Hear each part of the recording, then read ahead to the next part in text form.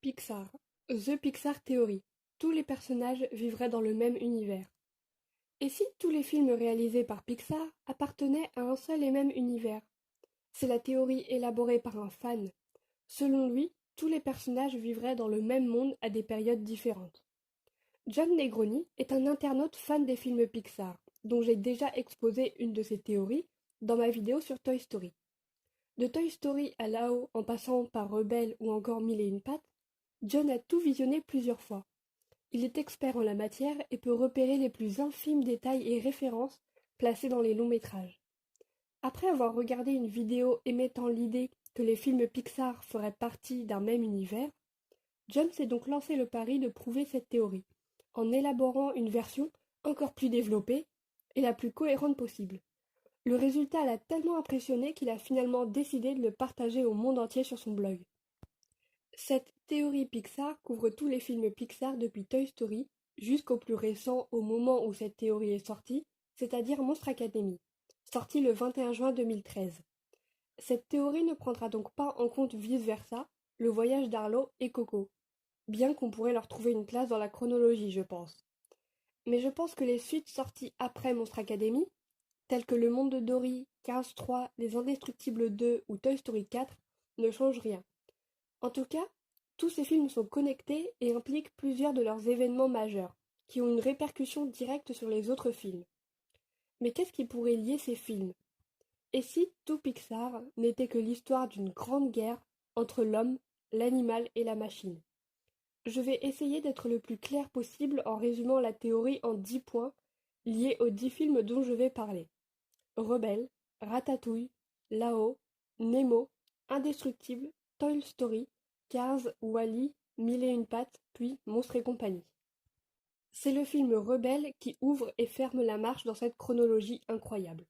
Ce long métrage se déroule pendant l'âge des ténèbres, qui est clairement l'époque la plus ancienne des films Pixar.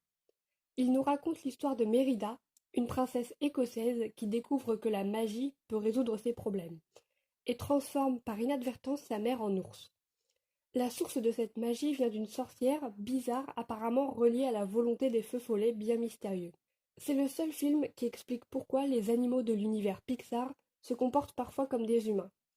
Dans Rebelle, nous découvrons des animaux qui se comportent comme des êtres humains, mais également des objets inanimés, comme le balai, dans la boutique de la sorcière. Cette dernière a d'ailleurs un rôle très important dans un autre film, mais nous y reviendrons plus tard. Le plus étrange est qu'elle disparaît inexplicablement à chaque fois qu'elle passe à travers les portes. Des siècles plus tard, les animaux qui ont en premier manifesté des comportements humains se sont reproduits et ont appris à vivre avec cette altération. Et il est donc commun de les voir parler, marcher sur leurs deux pattes ou même tenter de cuisiner. C'est donc le film Ratatouille qui suit dans ce fil temporel. Dans ce film, Rémi est un rat qui se lie d'amitié avec les humains et apprend à cuisiner avec eux. Le chef Skinner, le grand méchant du film, disparaît. Qu'est-ce qui lui est arrivé? Qu'a-t-il bien pu faire après avoir vu de ses propres yeux que les animaux étaient capables de parler?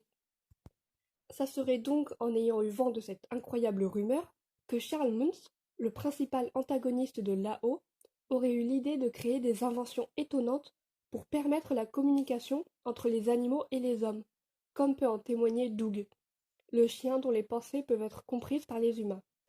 Il réalise ainsi que ces animaux sont beaucoup plus intelligents qu'ils ne l'auraient imaginé, et qu'ils pensent comme des êtres humains. Obsédé par la recherche de son oiseau exotique, il a perdu des dizaines de chiens depuis son arrivée en Amérique du Sud. Mais suite à la disparition de Muntz, ses expériences se retrouvent en liberté, et nous ne connaissons pas toutes les implications de cela. En revanche, ce que nous savons, c'est que l'animosité entre les animaux et les humains ne cesse de croître. Maintenant que les humains ont découvert le potentiel extraordinaire des animaux qui parlent et qui pensent, ils commencent à franchir la ligne. Pour développer cette nouvelle technologie, l'humanité démarre sa plus grande révolution industrielle. Cela démarre dès le début de Lao, au moment où Karl est forcé de quitter sa maison parce qu'une multinationale veut absolument l'utiliser pour construire un complexe commercial. Songez à cela. Quelle méga-société est coupable de la pollution de la Terre et de forcer à l'humanité un exode dans l'espace parce que la technologie est allée trop loin? By and Large, BNL, bien sûr. Au moment où nous arrivons dans le film Wall-E, cette organisation a déjà le pouvoir sur tout. Comme l'explique la publicité L'histoire de BNL, dans le film, nous apprenons même que l'entreprise a pris le contrôle des gouvernements du monde entier. Aviez-vous remarqué qu'elle avait été la seule à réaliser une domination mondiale? D'ailleurs, fait intéressant, c'est exactement la même organisation qui alimente Buzz l'éclair dans Toy Story. Difficile de croire à une coïncidence à ce stade. Maintenant parlons du monde de Nemo. Dans ce monde, nous nous retrouvons plongés dans les profondeurs de l'océan, qui sont remplis d'animaux aquatiques capables de réfléchir et de discuter entre eux. Et surprise, By and Large réapparaît une nouvelle fois quelques secondes à travers un article de journal expliquant à quel point l'océan est magnifique. Mais les lignes se croisent en parallèle à l'épopée de Nemo. La situation s'aggrave et les humains sont de plus en plus opposés aux animaux. Et Dory dans tout ça. Parmi tous ces poissons et animaux doués d'intelligence aussi élevée que celle des humains, Dory fait un peu figure d'intruse avec ses pertes de mémoire à répétition. Il semble que ces amnésies soient des symptômes prouvant qu'elle n'a pas aussi développé que les autres et que cette particularité montre du doigt d'autant plus à quelle vitesse faramineuse l'évolution des animaux progresse. Voilà pour le chapitre Animaux contre l'homme.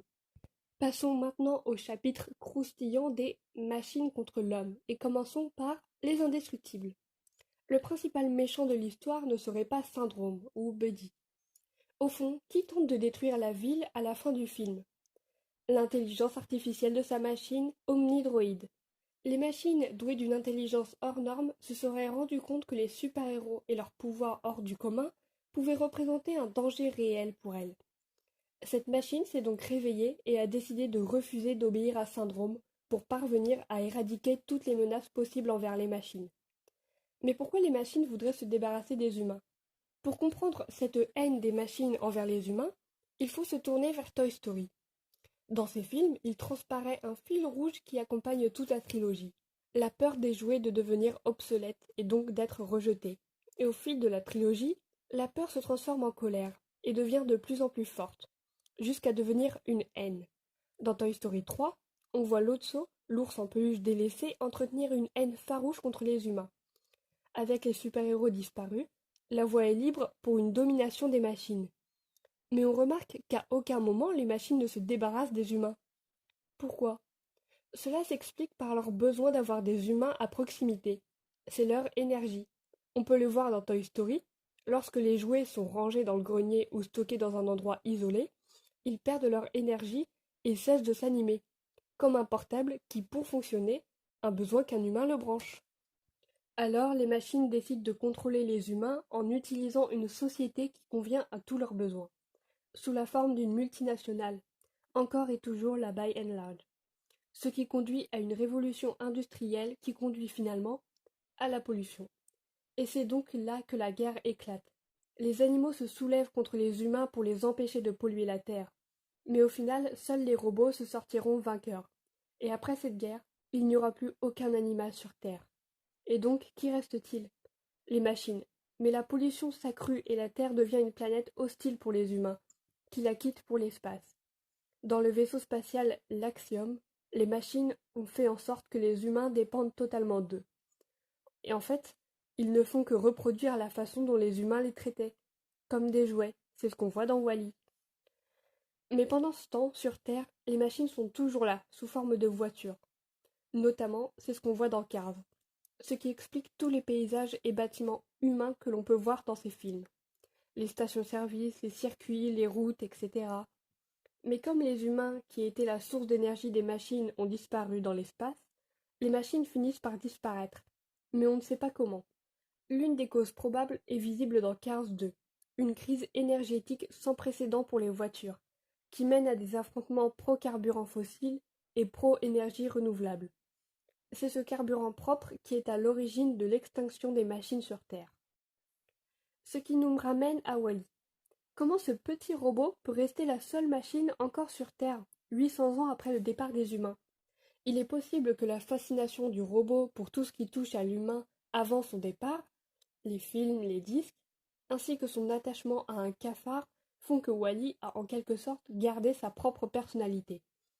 Il se souvient de l'époque où les humains et les machines cohabitaient en paix, à l'époque où la pollution n'avait pas ravagé le monde. Wall-E libère finalement les humains, qui reviennent sur Terre pour la repeupler. Dans le générique, nous pouvons voir la chaussure qui contenait la dernière graine de vie devenir un grand arbre. Un arbre qui, selon certains, ressemblerait à celui du film Mille et une pattes. Personnellement, je trouve qu'il serait plus proche de celui de Lao et celui de Mille et une pattes à celui de Toy Story dans le flashback de Jessie. C'est la raison pour laquelle on ne voit aucun humain dans le film. Ils ne sont pas encore assez nombreux. Les insectes sont partout et ont survécu à la pollution. Mais ils se sont encore plus développés que les animaux, qui ne faisaient que reproduire les traits d'humains, comme dans Nemo ou Ratatouille. Les insectes ont des villes, des bars et même un circuit itinérant. Une chose que les animaux des longs métrages précédents n'avaient pas, en dehors de l'école de Nemo qui est très rudimentaire. Tout cela suppose que ça se déroule dans un laps de temps très étendu. Que se passe-t-il ensuite? Les humains, les animaux et les machines continuent de vivre en paix jusqu'à ce qu'une nouvelle espèce fasse son apparition. Les monstres de Monstres et compagnie et plus récemment Monstre Academy. La civilisation des monstres est en fait notre planète dans un futur très lointain. Mais alors d'où viennent-ils? John Negroni a deux hypothèses. La première serait que les animaux auraient muté au point de devenir des monstres après un millénaire passé sur la Terre reconstruite. La seconde serait que les humains se seraient reproduits avec les animaux pour survivre. Je préfère la première, quoi qu'il en soit. Les monstres ressemblent effectivement à des animaux mutants, et ils possèdent également des attributs humains, comme les insectes de mille et une pattes, des villes, des universités, des usines, etc. Sur la Terre de Monstres et compagnie, il y a à nouveau une crise de l'énergie. Les humains ne sont plus là, alors qu'ils sont une importante source d'énergie. Mais grâce aux machines, les monstres trouvent le moyen d'utiliser des portes pour voyager jusqu'aux humains. Seulement, il ne s'agit pas de voyage dans les dimensions, mais de voyager dans le temps, dans le passé plus précisément. Ils vont récolter de l'énergie via les humains pour perdurer, en remontant dans le temps vers une époque où les humains étaient à leur pic de civilisation. Mais pour ne pas perturber le présent des humains qu'ils terrorisent, et donc pour ne pas perturber leur présent à eux, les monstres ont une consigne stricte et claire: ne pas toucher un être humain et ne pas être vu par eux.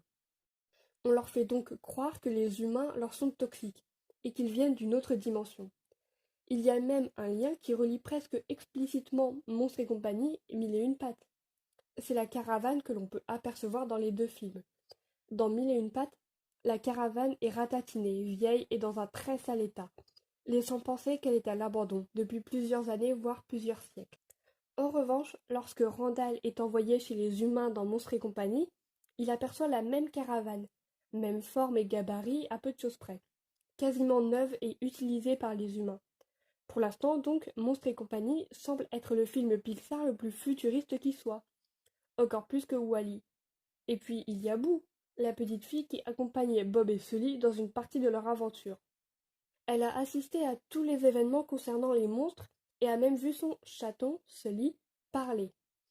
Une fois celui-ci disparu, la petite Boo devient obsédée par le fait de retrouver son ami. Elle se demande aussi pourquoi aucun des animaux qu'elle côtoie ne sont pas plus intelligents. Elle se souvient que les portes sont la clé pour retrouver Sully, et que c'était grâce à celle-ci que les monstres peuvent voyager. Tout ça pour devenir une sorcière. La sorcière de Rebelle, elle, découvre un moyen de voyager dans le temps et remonte directement à la source, la volonté des feux follets.